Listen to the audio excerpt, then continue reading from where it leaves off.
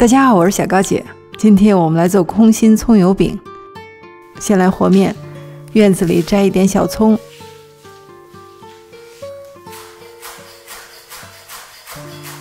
切得细一点，拿刀再过两遍。葱末里放盐，除了入味之外呢，还可以让葱出水变软，等一下容易混合到面团里。炸的时候呢，也不会因为葱的颗粒把面皮撑破而鼓不起来。非常少量的酵母给面皮里带来微小的气泡，这个是葱油饼热着吃很软，放凉了也不会硬的关键。水、油和面粉，加入已经变软的葱末，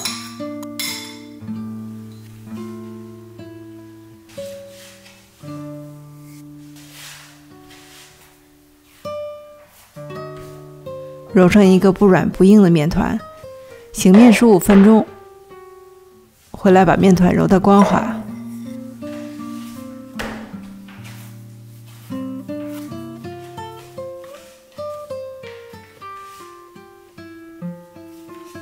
大概松弛一下面团，我们进行下一步操作。面团中间戳一个洞，断开，大概搓均匀，等分，等分，再等分，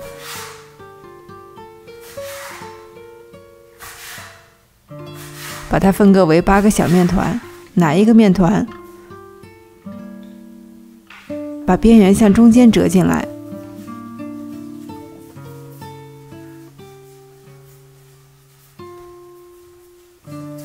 整理成一个圆形的小面团。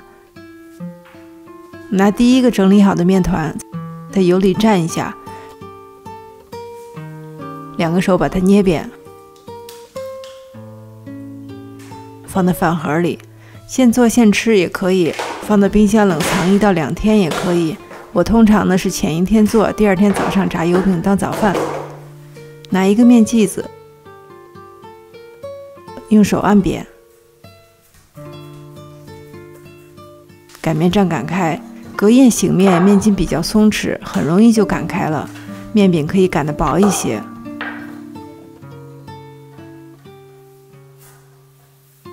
油温200摄氏度，放入锅里。面皮从油锅里浮上来之后呢，用勺子给它淋油。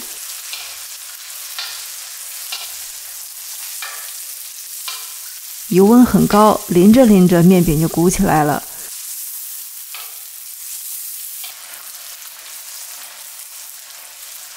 鼓起来之后翻面，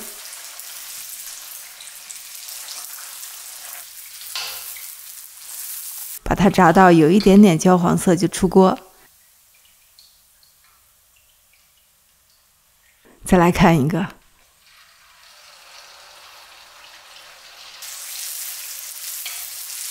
当它要鼓起来的时候呢，你尽量不要使劲的把它压到油里。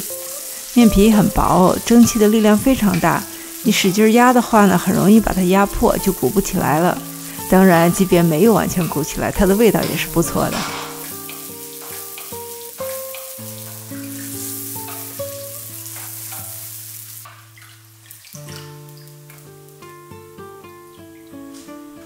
刚出锅的小油饼啊，不仅样子好看，而且非常好吃。它的质地呢是软软的，焦黄色的地方呢还有点脆，带有一点焦香味儿。小香葱的味道非常浓郁，配上白粥，配上小菜儿，又是一款经典的美味早餐。谢谢大家收看，我是小高姐，我们下期再见。